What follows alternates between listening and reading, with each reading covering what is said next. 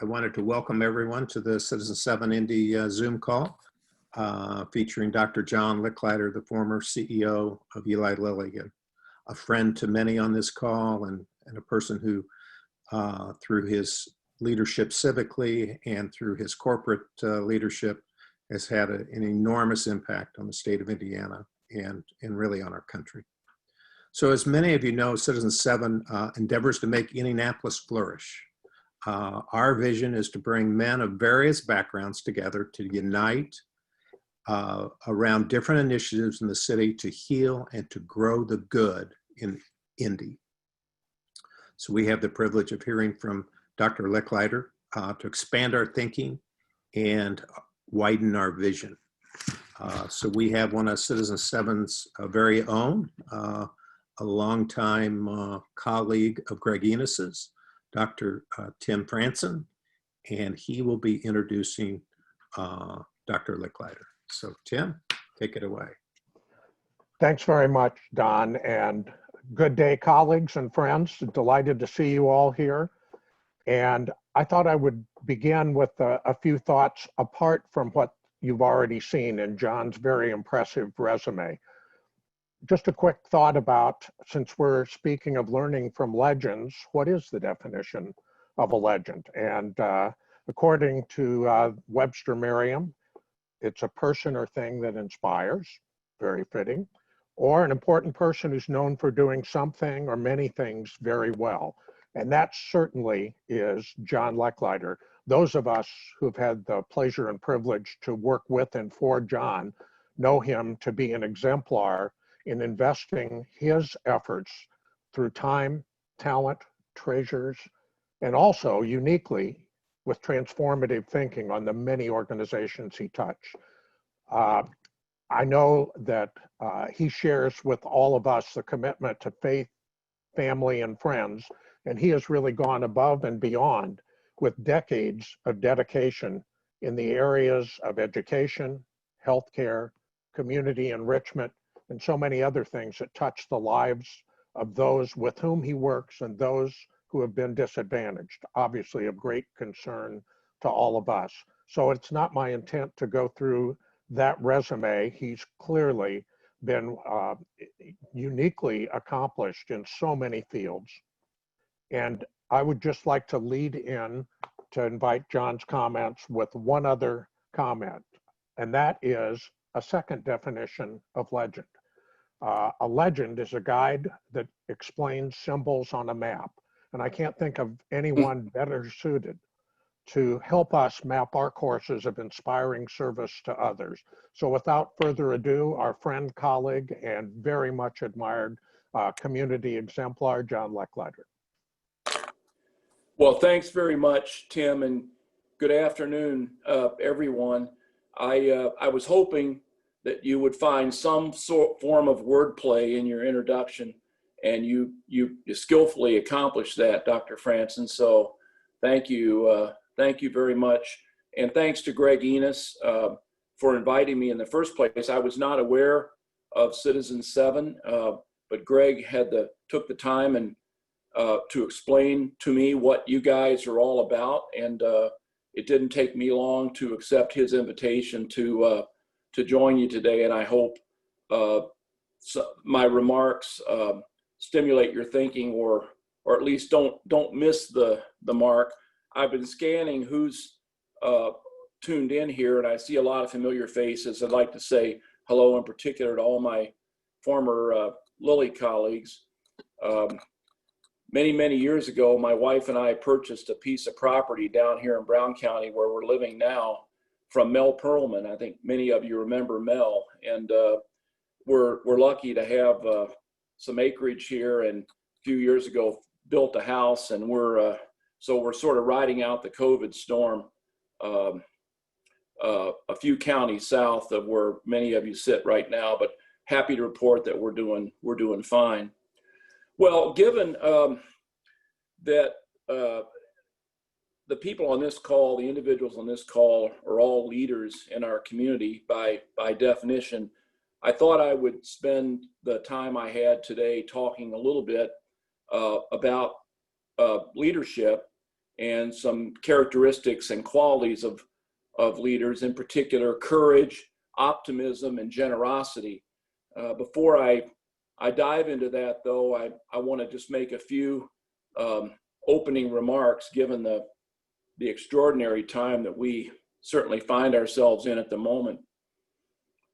The pandemic that we're all experiencing has really shaken global societies to their core, and I think caused all of us to reassess, at least for me, almost everything in our daily routine, things that I think in many cases we simply took for granted.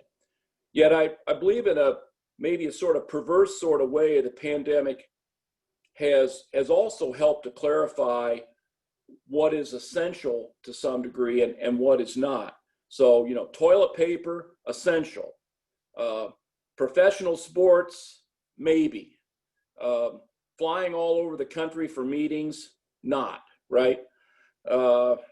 Seriously, I believe that some good, maybe much good, can come out of the situation if we choose to reflect a little bit and to examine our own situations. Been thinking a lot about the topic of risk, for example.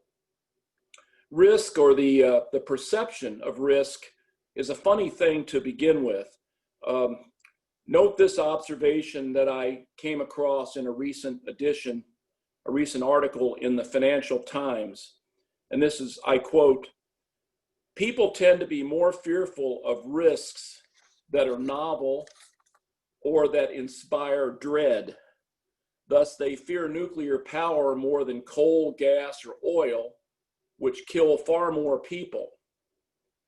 They are also warier of risks they cannot control, so they hold airlines to higher standards of safety than their own driving." I thought that was an interesting set of observations. Those of you who are in or have been in corporate roles, I think, know all about something called enterprise risk management, ERM.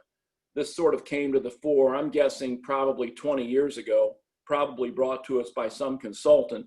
But every large company now engages every year in enterprise risk management, this sort of exercise where you essentially attempt to identify risks and then put interventions or mitigating plans in place to deal with those risks.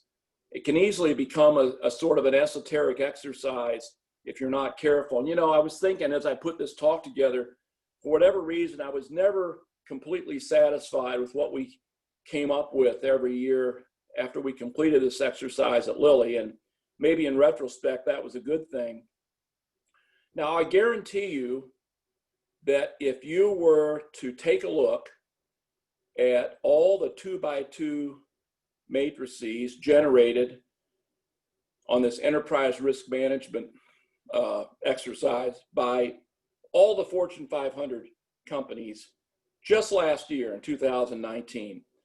And by 2x2 matrix, I mean the ones that plot the likelihood of a certain risk occurring on one axis and the potential severity of the consequences on another, if you see what I mean.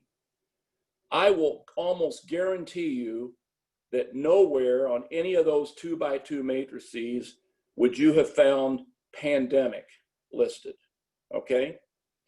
And yet, in many ways, it was entirely predictable.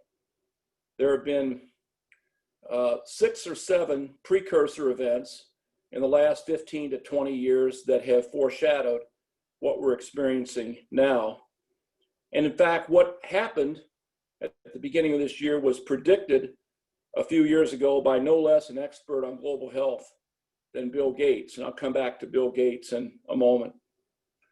So the rhetorical question I leave you with in the area of risk is, do you think it's maybe time we think about risk in a different way, in a different context, and maybe use this as an opportunity to reflect on how we've managed risk in the present situation and how we might do it differently in the future? So it could be an opportunity. Now, I said earlier that for many people, the pandemic has sort of laid their lives bare. And so I think it has been an opportunity, if taken, for self-assessment and reflection. Although I'm no longer punching the clock, I thought a lot about this in the context of business, or for that matter, really any kind of organizational construct, a not-for-profit, for example. Isn't this really a good time for us to re-examine what it is that your business or organization stands for? To maybe dust off the proverbial mission statement and ask, is it still relevant? And if it is, are we putting heart and soul into its accomplishment? In an age where there seems to be so much noise, where there's so much distraction, along with an increasingly rapid pace of change, there's always the temptation to chase the shiny penny. You know, around every corner is something new and exciting and seemingly attractive. And yet history is littered with examples of organizations that have lost their way, that have lost sight of why they exist in the first place and what it is that they had set out to do. So I think as leaders, it's important, maybe now more than ever, to push away distractions and to stay focused. As many of you know, as we went through many years, what I often thought of as through the wilderness at Lilly, around the losses of 4 patents for products that accounted for roughly 40% of our 2009 sales, we kept coming back to our mission, which stood unchanged through that period. And that was to make medicines that enable people to live longer, healthier, and more active lives. That required that we invested more in R&D, even though revenue was falling. And it meant dealing with and living through what you can imagine was a barrage of criticism from multiple constituencies, all of whom had bringing their own ideas of what we should do. But stay the course we did, and I think it's paid off handsomely. Now, does focusing on your mission mean you should stand still and risk extinction? Of course not. You have to constantly reassess how you go about the implementation of your mission, and on rare occasions, maybe even change or modify that mission statement. But I think you also have to be able to muster the discipline necessary to stay the course and to measure progress toward your ultimate goals, which are, of course, reflected in your core purpose. And that really leads me to my final topic, an examination, brief examination of 3 important characteristics of good leaders.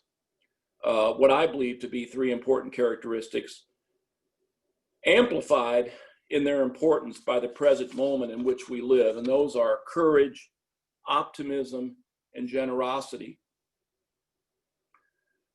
Many years ago, Sarah, my wife, and I and our 3 children lived in England when I worked for Lilly in the early 1980s at our research center in Earl Wood.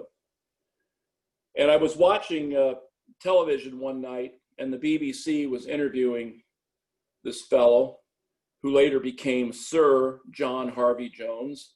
But at the time, he was the CEO of huge chemical conglomerate, ICI, which the oil shock in the 1970s had brought to its knees.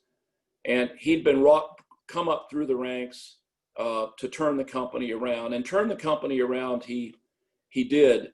He was an unlikely CEO, sort of looked like Vlad the Impaler, long black hair, Fu Manchu, mustache, quite an imposing figure, not exactly out of central casting, but someone that was a huge influence in business in England in the 1980s and 90s, who was later knighted for the good work that he did.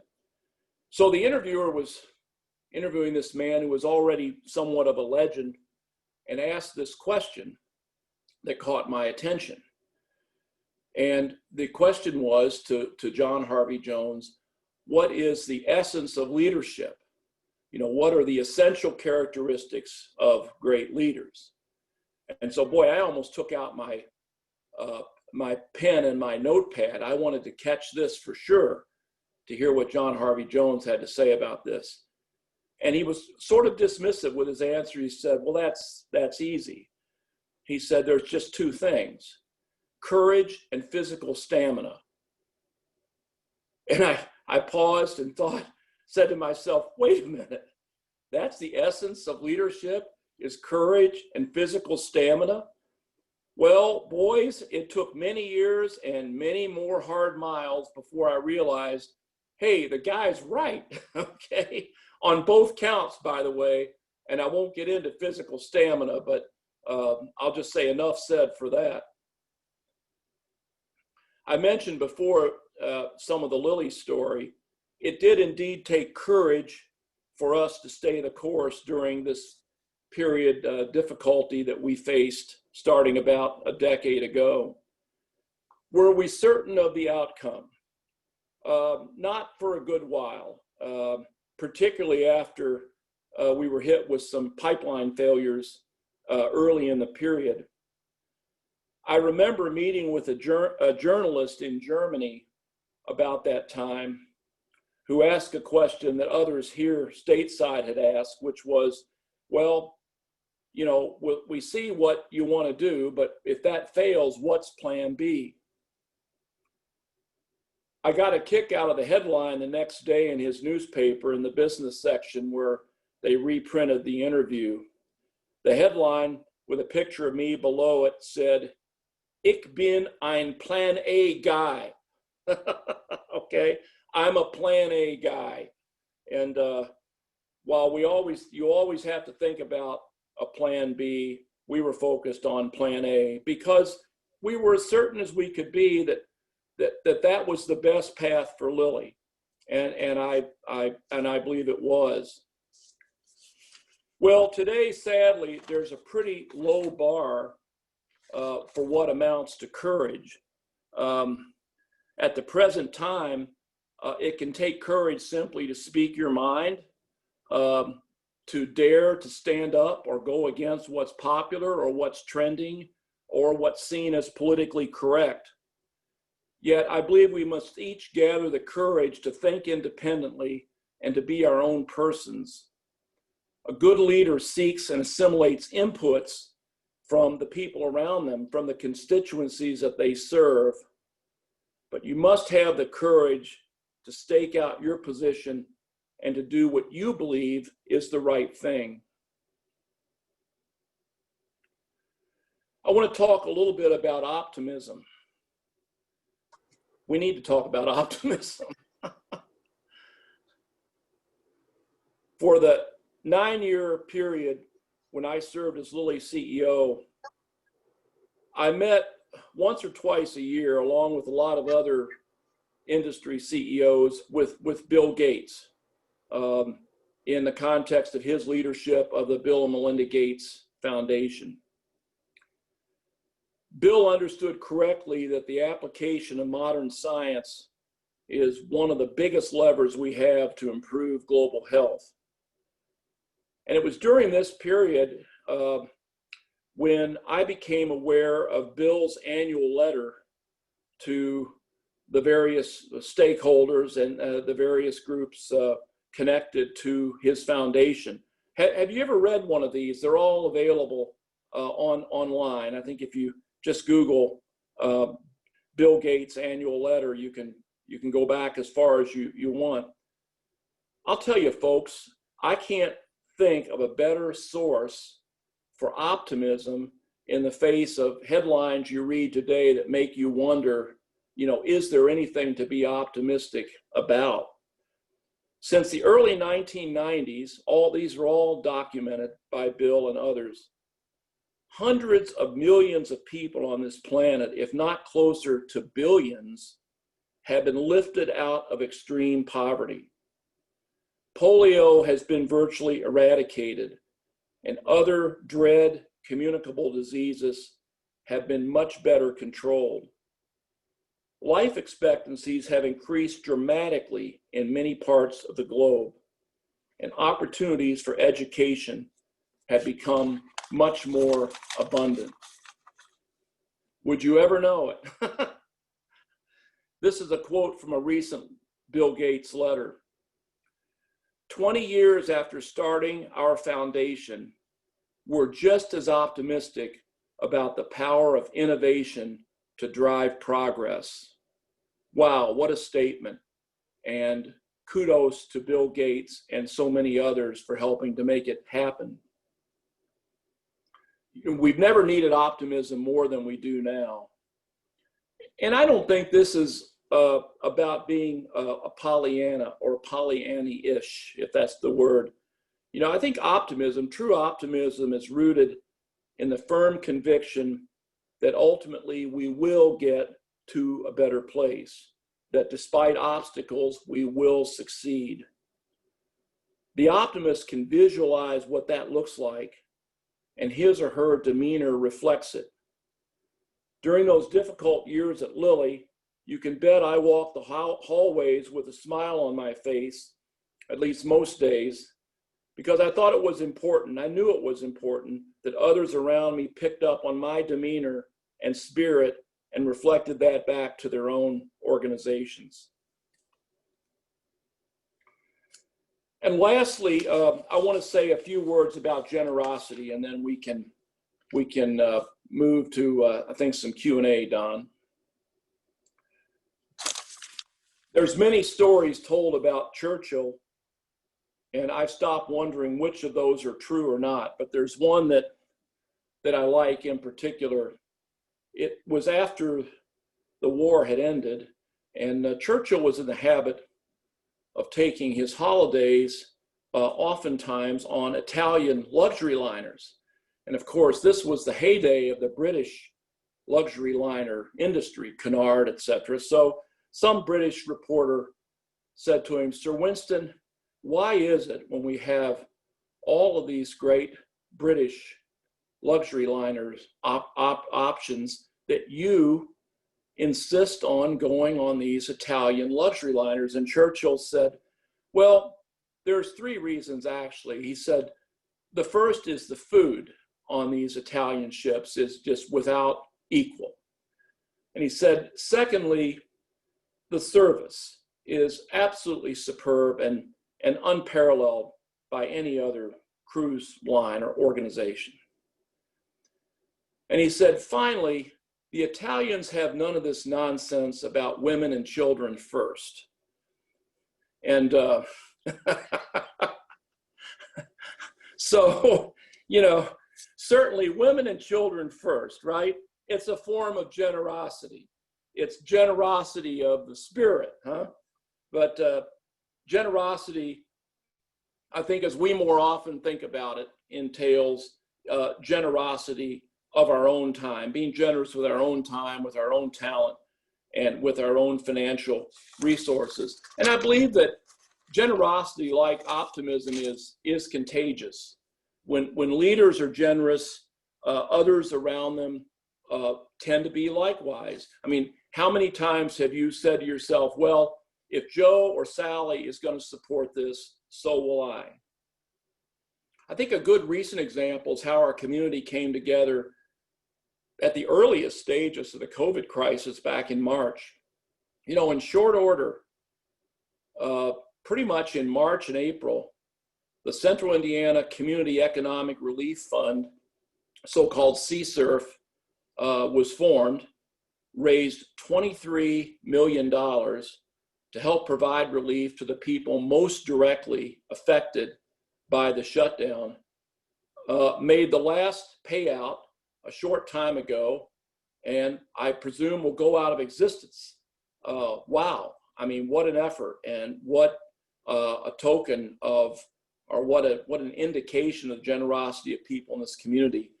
My wife and I were pleased to support that effort, as were a good number of my former Lilly colleagues. And to me, never has the biblical quotation been so cogent: to whom much is given, much will be required. And I think as we sit in our seats, many of us, most of us, fairly comfortably, we have to reflect on the many thousands and millions who are not so comfortable, for whom what lies ahead is not so certain, and draw from ourselves what's necessary to provide the moral and tangible support that so many of these folks need.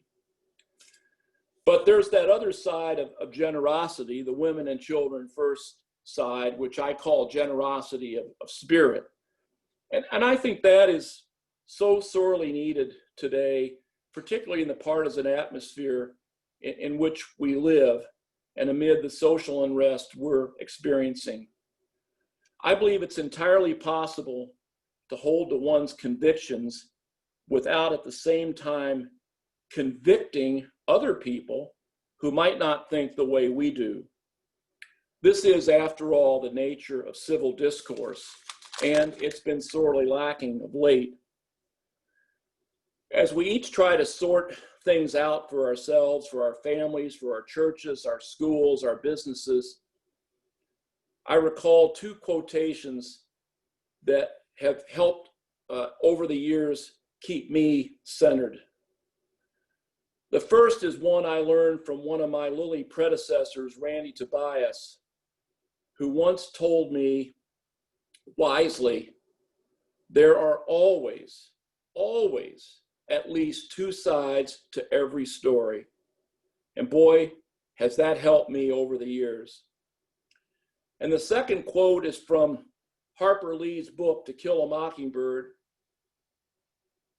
when Atticus Finch says to his daughter, Scout, you never really understand a person until you consider things from his point of view, until you climb into his skin and walk around in it. So there you have it.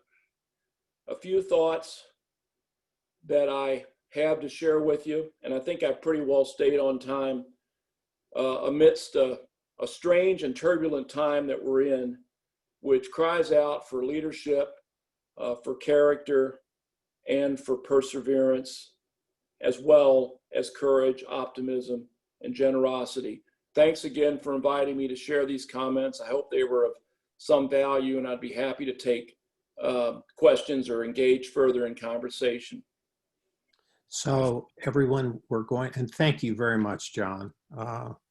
Lots and lots to think about there. It's nice that we're not in a corporate setting. It's a personal setting, and several of these folk obviously are your friends from many years at Lilly, in addition to others. But so everyone, if you'll submit your questions through chat, Jackson Troxel and my assistant Laura will be recording those, and then I'll be feeding those back to John instead of having everyone unmute, etc. So while they're doing that, John, if you wouldn't mind just giving us a 5 to 7 minute, just thumbnail where you came from, and maybe on those three, courage, optimism, generosity, maybe were there certain people in your life or certain things that that help form that in your life? You could mention you're a musketeer like me. Well, I like to think to some degree we all stand on the shoulders of giants, right? And I think back, I'm the oldest of 9 children. I had a wonderful childhood and upbringing, and we had a 3-bedroom house for 11 people in Louisville, Kentucky, with no air conditioning. And but you never minded that during those years. Now you say, how did we do that? But I think generosity, my parents were very, very generous people. And I mean, whether it was my mother, collecting, going door to door, collecting for some organization, or, my father putting us through Catholic schools and paying the freight for that when money was hard to come by. There's no question. I learned that, you're just taught. I mean, if you have the wherewithal to help others who are not so fortunate as yourself, that's your duty, that's your obligation. It to me, it's second nature. It's not something I even think about, but I have to look back and say, well, that must have come from, that experience of seeing that and living that. I've always been, I think, an optimist and upbeat. I think the experience at Lilly that we went through, the so-called YZ period, really tested that. There were ups and downs in that period.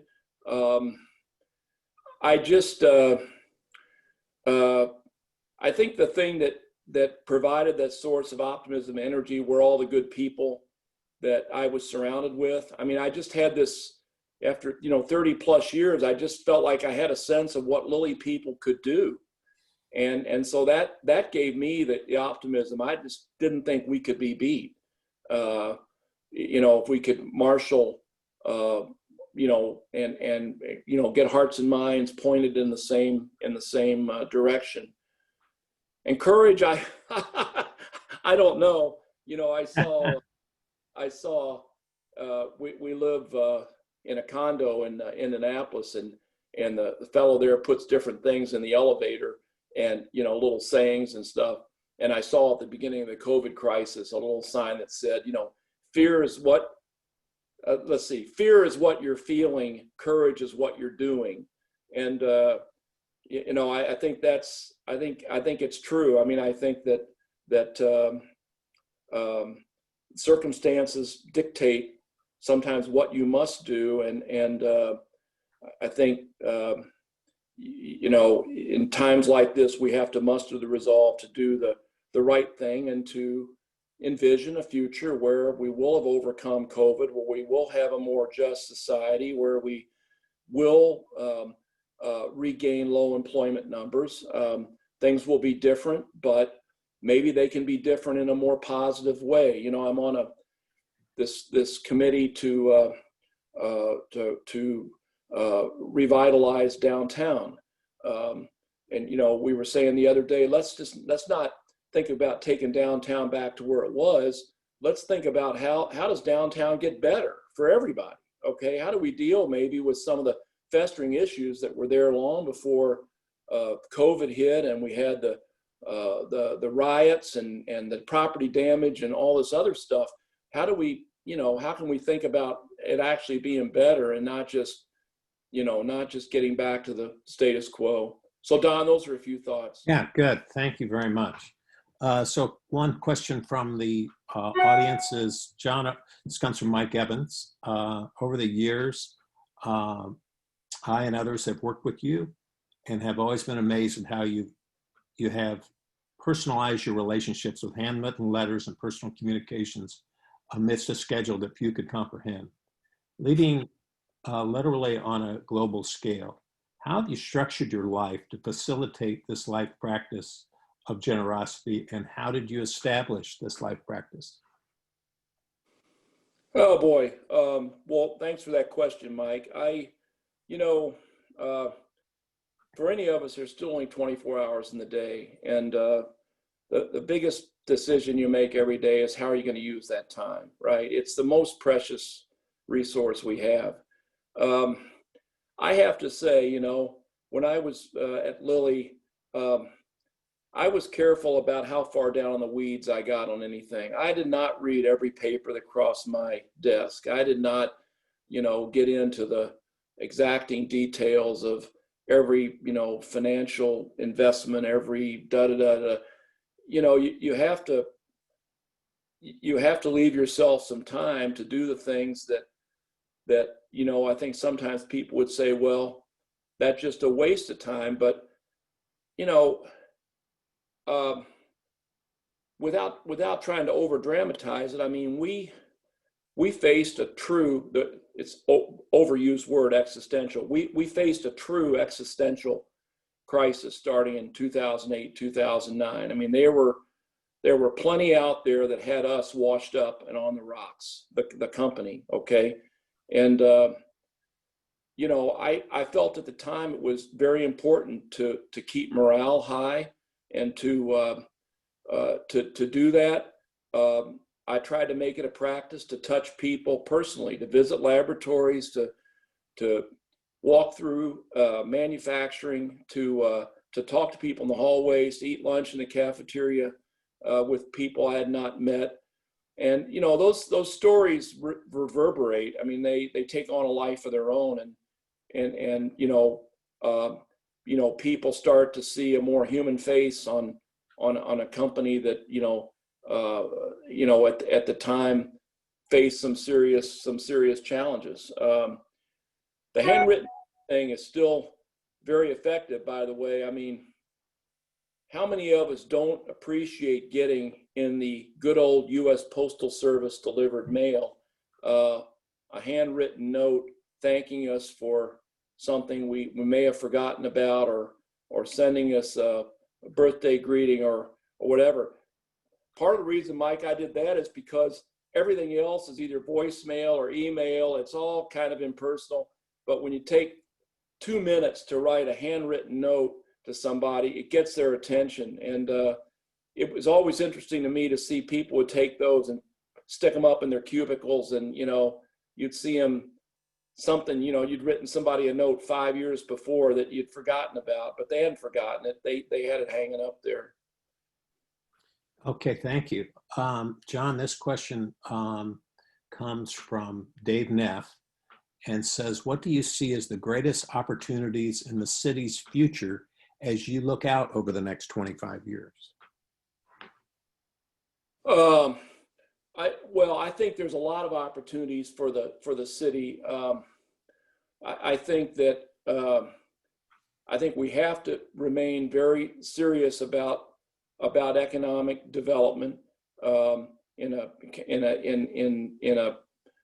you know, what you might call the new or the emerging economy. I've been pleased to see the amount of high tech and digital e-commerce kinds of jobs opening up in Indianapolis. There's Salesforce kind of led the charge, but there's a lot more going on besides. I remain involved in helping try to grow the life sciences in central Indiana. It's still a huge economic driver for the state, but we're competing obviously against both coasts and Europe and Asia and everywhere else for that, for those kinds of jobs. Economic development is so important, but no more important than education. And I think that you know, when we talk about equity and inequity, we have to be determined as a society that we're going to give every child an opportunity for a quality education. That just isn't the case today. And you know, fortunately, Indiana has a voucher system and in my mind, a fairly progressive approach to trying to enable more choices on the part of people who want to provide that opportunity for their children. But you know, if you're not reading at 3rd grade level or 6th grade level, and you're not prepared for high school, and then you're not able to keep up with high school work and you drop out, you know, I don't care if you're Hispanic, if you're African American, if you're white, that's not going to work for you.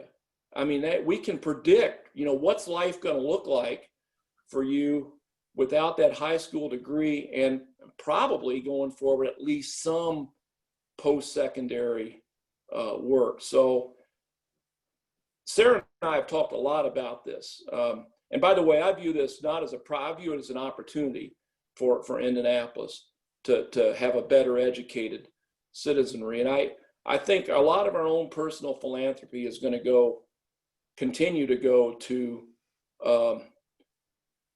childhood education alternatives, so that we give as many kids in our community the best possible chance at a great education. And nobody knows this better than Fred Yakey.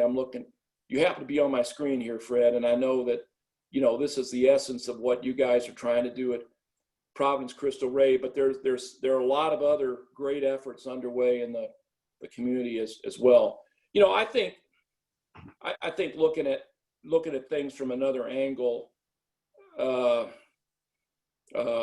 think building up higher residential density in downtown is going to be important. I read an article the other day. As much as we think there are more people living downtown, there's only 10,000 more people living downtown today than there were in the 70s, according to one source. So, I think to have a vibrant city center, which I think is so important for the whole surrounding community, I think creating more residential options, and that means creating more education options for people who want to live downtown with young families, for example, and also creating enough diversity of housing. So it's not just, somebody moving into a gentrified neighborhood who's living downtown, but it's a downtown that accommodates in many cases, the people who work there, who now have long commutes to get to service jobs, for example. I think there's got to be a broader spectrum of opportunity for living down there. But I'm very optimistic about our future here. I really am. And as much as, I talk about downtown, and we've got some wonderful surrounding suburbs. We've got a low cost of living here. We've got surrounding us wonderful, institutions of higher education. We've got some real strengths to build on. Yeah. And I think that we've got to be resolute about taking what looks like a crisis now and using it to build something better. A couple questions come up, one from David Morgan and Phil Lofton as it relates to generosity. It says, how have you and Sarah prioritized your personal priorities for generosity in the midst of so many needs and requests? Have you stepped up and given more than you were comfortable?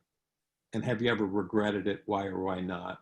And then the other part of the generosity questions was, what do you see as the most important opportunities for generosity in Indianapolis as we start to see some of the longer term effects of the pandemic, both in terms of generosity of finance and generosity of spirit?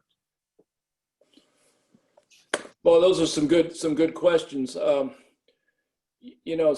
and I have, well, it's interesting, starting about a year ago or 18 months ago, we started to talk about how do we begin to focus more on maybe fewer projects or fewer institutions or giving opportunities, as opposed to spreading ourselves across so many. I mean, we support, so many institutions in Indianapolis we're all familiar with, and they're great, but should we not, pick one or two areas of focus and maybe, do a 60-40 or a 70-30 where, 70% of our time and talent and treasure would be focused on a few things and the other 30% would be others. Well, we were just, I had a whole series I was going to meet with Ann Mertlow at United Way, with Rob Smith at the Endowment, with Brian Payne at CICF. I had a half dozen or so meetings set up to just bounce around with different people in the community who see the community in a broader sense than we do, and try to get an idea from them what would be not only the right areas to focus on, but what would be the right way to make those investments, right? I mean, how do you, if you say you want to move the needle here on this topic or that topic, how you do that? I mean, do you give to this organization or that organization? Do you start something new? Well, COVID interrupted that process, and we're trying to get rescheduled with some of those folks so that if we can't meet in person, we'll do a Zoom call. But our thinking currently is education, kind of pre-K to 12, and and mental health. We've been really struck by the paucity of resources here to help people with serious mental illness. And those of you at Lilly know that, the advent of Prozac revolutionized the treatment of mental illness and the recognition. It brought mental illness out of the closet to some degree, but today I'm afraid I see too many instances where there just aren't the resources available to help a teen who's struggling, to help a homeless person who's fighting mental illness. So I don't know exactly where we're going there yet. Our friends, Bob Postlewaite from Lilly and Mike Smith and others have been involved in this area. And I think if I had to pick two areas today where we probably focus our generosity, be there. But we're also big fans of art and culture. And I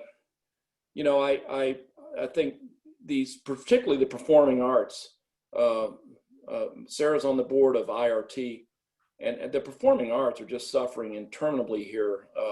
A lot of these little theaters are going to go out of business. Not IRT, but I think that this is putting a huge dent in their ability to, in some cases, even survive. So I think that's probably a third area: arts and culture, because I think we're all lifted up. Arts and culture are not just for the 1%. I think arts and culture, give our community life and vitality and character and ambition. And I think there are doors that are open to everybody. And when it comes to arts and culture, and I think that's something we'll probably focus on. Your other question was, have we ever given so much that it hurt? Well, that's a good question. I got to think about that. Well, I guess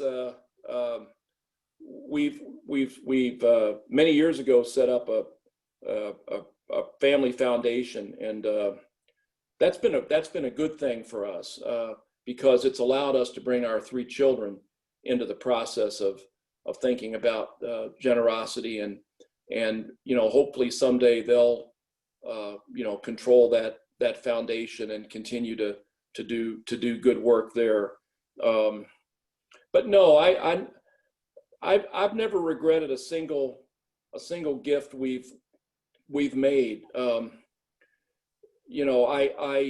It gives both of us tremendous satisfaction to know that the organizations we support do good work, that we can help them make a difference, that we can help them in the present circumstance, weather the storm of COVID and all these other things going on, and emerge out of this stronger and better. Okay.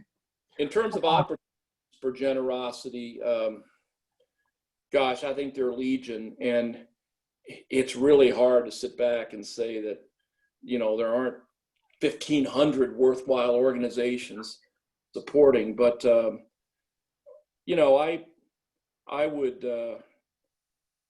would ask you to think about, as each of you have your own causes and your own things that you support, your churches, the United Way, whatever that is, is there a way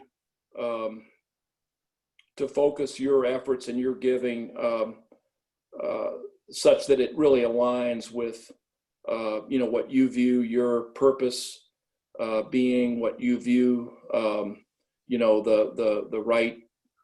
right thing for you and your families. I don't know how to answer that other than. Yeah, no, that's good. A question from Jackson Troxel is, when you reflect on your leadership career, is there a keystone life habit that changed the trajectory, and when was it formed? Say that again, Don. It was the. It says, when you reflect on your leadership career, is there a keystone habit that changed the trajectory, I guess, of your leadership or your career, and when was that formed? Yeah, I don't know a keystone habit. Okay. Well, I mean, Look, I think, I joined Lilly as a chemist working at the bench in 1979. So I needed a job, by the way. 1979 was not a real good moment in the economy. And I had a newborn son and wife, and we didn't have two dimes to rub together, and we got to Indianapolis. So my main interest was landing a job after graduate school. I couldn't have told you who the CEO of Lilly was at the time, probably. I mean, I had no ambition to do anything other than be a bench chemist. And that's what I did for a few years. And then other opportunities opened up. I think probably the most important thing I would say that I talk to a lot of younger people at Lilly about is just continuing to grow as a leader. And I did this through kind of a series of experiences with other leaders. For the most part, I learned positive traits and behaviors. And there were a couple instances where I would say, well, I don't want to be like that, or I don't want to act like that. I would take lessons, in the opposite direction. But 10 years before I became CEO of Lilly, I was not prepared to be CEO of Lilly. I'm not sure I was prepared to be CEO of Lilly when I got the job in 2008. But I think that, many of us would have had the experience of growing into these jobs based on a willingness to learn and absorb, and to not be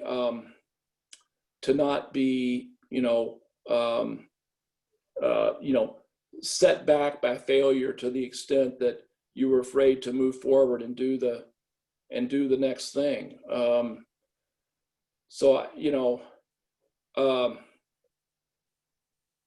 Yeah, and I also, I think there's something to be said for hard work. I mean, that sounds great, but there weren't too many people that got into Eli Lilly and Company in the morning before me. I worked my tail off, and I enjoyed it. I mean, I was lucky to have the kind of job that I did, but I've just seen too many times. It's not the smartest person in the room. It's oftentimes the person who's willing to roll up their sleeve and do the work and do what was necessary. And that last day I worked at Lilly in December of 2016, I was there at 5:45, and I had some stuff to do. So it's sometimes there's no magic formula. But I think that hard work and application. I was saying to Sarah the other night, I mean, you hope you leave with your kids something that they can carry forward, and you look back and say, well, I taught them that, or your students if you're a teacher or whatever. But I think each of our three children get up in the morning and go, I got to get out there today and earn it. I mean, I've got to show up. I've got to be part of the solution. I'm not here, to be waited on. I'm here to help others. I'm here to do stuff and make things happen, and to have that sense of urgency about it. I guess that's a good thing, and I think they got it from us. But if that's all they've taken, they probably got enough to get them through to some stage. Yeah. So maybe we'd take a little break here, and we, as we talked about before, and have Dr. Franson. The question has come in: what's your confidence in the COVID-19 vaccine, and what's underway that will produce significant benefit to patients in the long term? So maybe just a little briefing, Tim. Tim was the head of regulatory affairs for Eli Lilly for many years, was Greg's boss for several years. So Tim kind of works in this field. Sure. Thanks, Don. Happy to comment a bit. I'm now a consultant with Faegre Drinker, which many of you remember as Baker and Daniels, and then Faegre Baker Daniels. We work a lot with a variety of development firms as well as with policy. And when you think about vaccines or really any pharmaceutical development, I like to think there are parallels with natural processes. You can have a baby in 7 months, but it doesn't always turn out as you would like. So the concerns here are, what are the basic minimums that you need to show both safety and efficacy? And you cannot cut corners too sharply in these kind of things.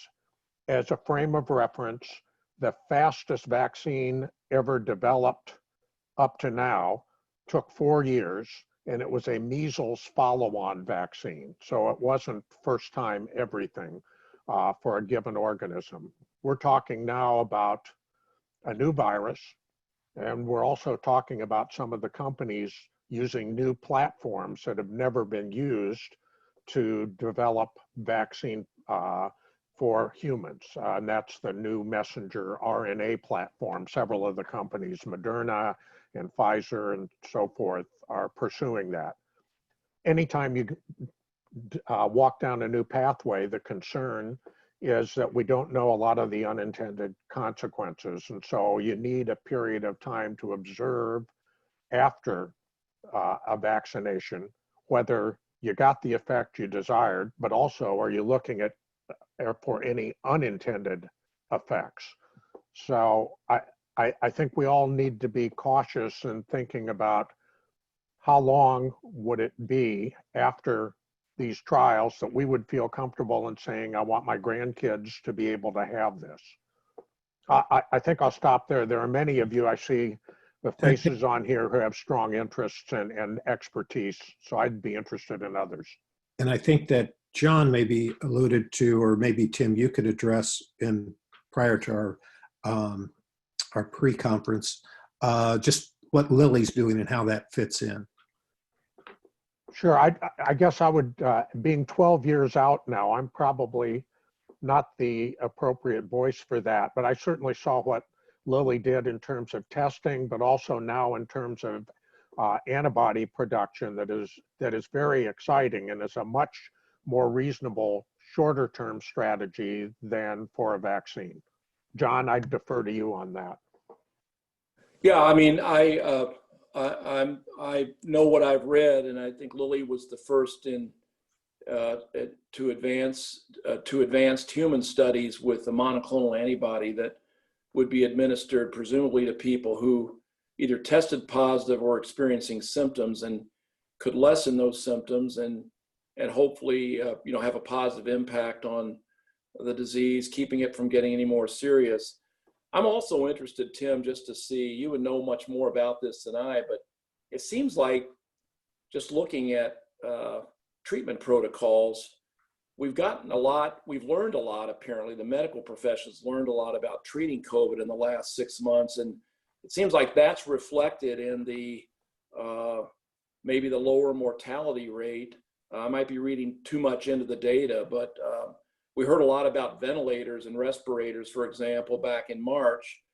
And now, we're hearing that, well, you really don't want to put so many patients on those, that it's earlier treatments that are helping lessen the severity. What can you say about that? Sure. I mean, it's an exciting time in a lot of areas, and we're learning more with every passing day. I think one of the reasons we're seeing the decline in mortality are related to exactly what you said, learning more about how better to manage the severe cases. And dexamethasone, a corticosteroid type drug, appears to have clear beneficial effects. I think the other reason we're seeing falling death rates is because the denominator of younger, healthier people who are getting exposed to the illness, who don't end up getting the most severe manifestations, helps us balance out the numbers. And a lot of the disease was centered in the elderly with chronic diseases. I mean, it just flew through nursing homes and so forth. I think one other comment would be is we have to be very cautious in how we look at how the regulators and others are demanding the appropriate information. You'll see in the media today a huge controversy about the approval of convalescent plasma. So taking blood and spinning off the necessary components there to help defend. Does that really have sufficient proofs? And without getting into political things here, I think it's always important that we allow science to always counterbalance political urgencies. And that's going to be something important for all of us to watch. All right, thank you. I got two final questions. One from Greg Enos, since he can't be here, he wanted to know, John, how important a role does faith play in this time of uncertainty and loss of hope? And what are those things that you are hanging on to keep you going? Oh, I think faith plays an enormous role. I know, we're still, there were 6 weeks or so, I wasn't counting, 6 or 7 weeks when our church was closed. And fortunately, we were able to to access or to gain access to the services online. Thank heavens for technology. But I felt absolutely dispossessed during that time. I mean, it was strange to not be connected with our church community. And of course, now it's social distancing and all the precautions that have to be taken. There's while there's an opportunity to attend services, we're being advised by, our Archbishop, basically, if you're over 65, continue to watch online. It's probably safer that way than coming to church. So it's a strange, this has compounded what's already been a strange time. But I think that, it's like I was saying before, this epidemic, this pandemic, and all the surrounding events, I think have sort of laid things bare. And I think it's been a good time for us. And I have to say, the isolation down here in Brown County, this is almost like being on a spiritual retreat. It's been a good time for us to reflect. And I've been reading more religious focused material, thinking a little bit more about things that maybe you could say I didn't have time, to think about before. But now, you're, as I say, it's almost like, for a period of time, the world stopped, and you had to just sit there and reflect. What is there? What am I all about? Where's my faith rooted? Yeah. And it was very sweet. We had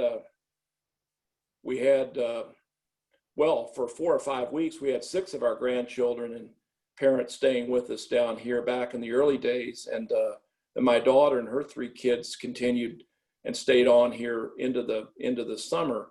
And I have a little 2-year-old, not yet 2-year-old granddaughter, our youngest granddaughter, Demerly Grace. And every time we sat down for dinner here, she'd put both her hands out and she'd say, "I'm gonna pay. I'm gonna pay." Okay. And we'd have to say grace before dinner, everybody holding hands. At the end of that, when that was over, she went, "Yay, let's eat." Okay. Yeah. But I thought, isn't this kind of cool that the youngest one among us, because she learned that habit based on our being confined in a way we never thought we would, is reminding us all to be grateful for what we have and to join together in prayer. I'll never forget that. That's very neat. Let the children lead them, right? Yes. And finally, are there 1 or 2 books that you'd recommend people on this call that have either challenged your thinking or have just been edifying to you? Well, a friend of mine, Sir Win Bischoff, who retired from the Lilly board several years ago, he lives in London. And out of the blue, he said, "I need a good book. I need to know a good biography of Abraham Lincoln." And I said, I've known the former president of Harvard for many years. Her name's Drew Faust. She just stepped down last year.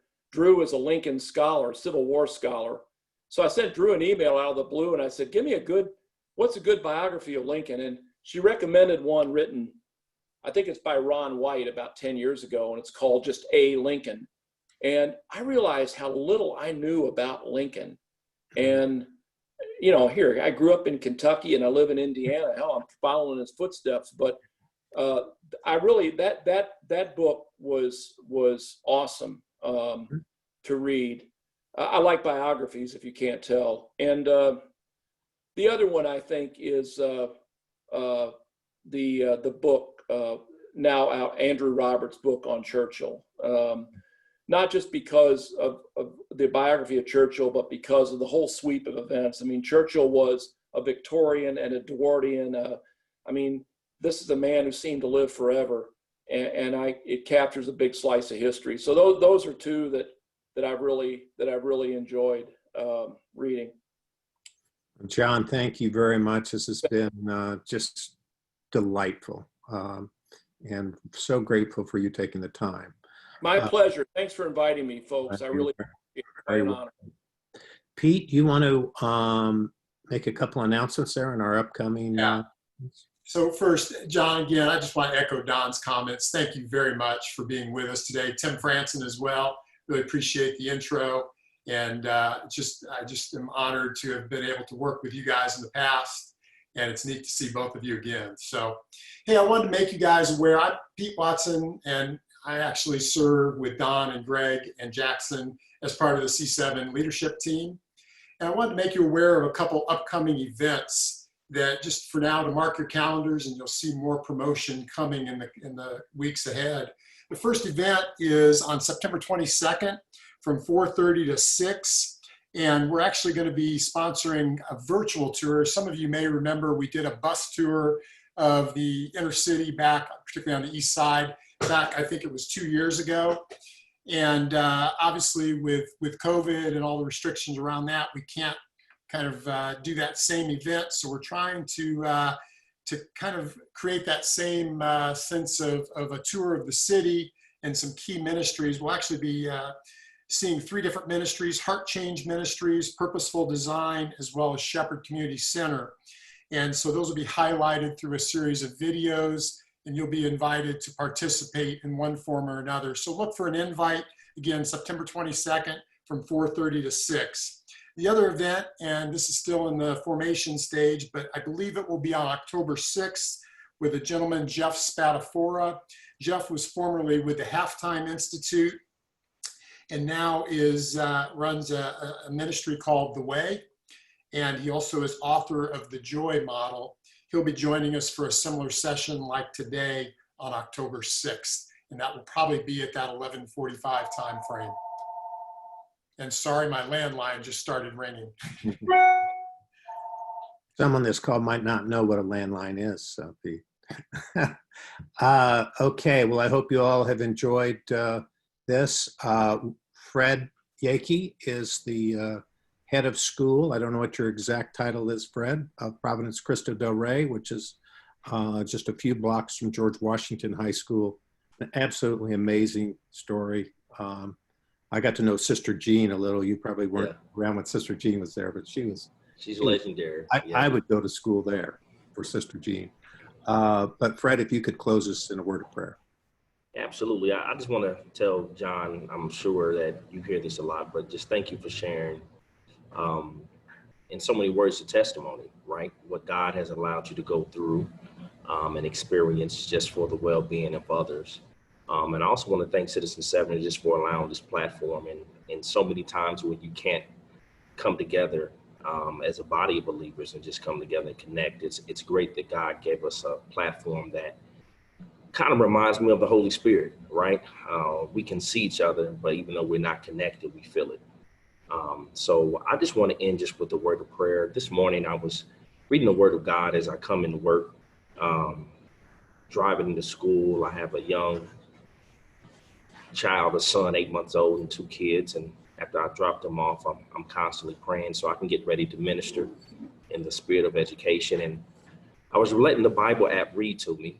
And it's pretty cool because it's a British accent. So I feel like it's really God talking to me, right? So St. John, the first chapter, and it opened up like, in the beginning was the Word, and the Word was with God, and the Word was God. But what stuck out to me, I read that scripture so many times, the Word was with God. And as we are in this season, and as John hit on, really the great thing that really popped out to me was time is our most precious commodity.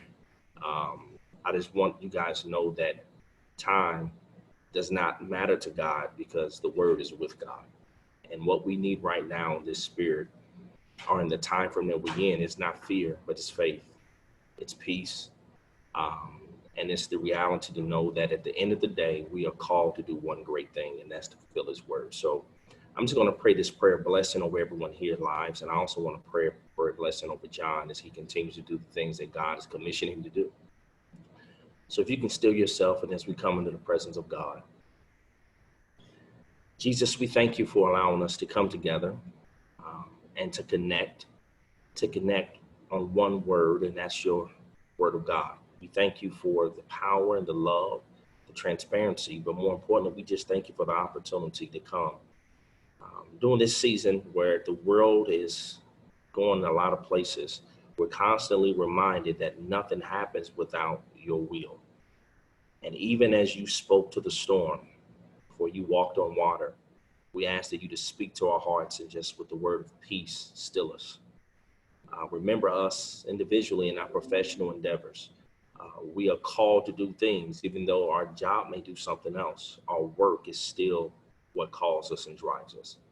God, let us work while it's yet day. Anoint our hands that whatever we touch is anointed to grow. Anoint our tongue that whatever we say can speak life. Give us the eyes that you see.